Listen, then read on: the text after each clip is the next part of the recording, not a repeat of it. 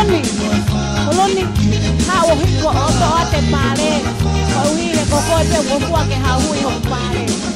o va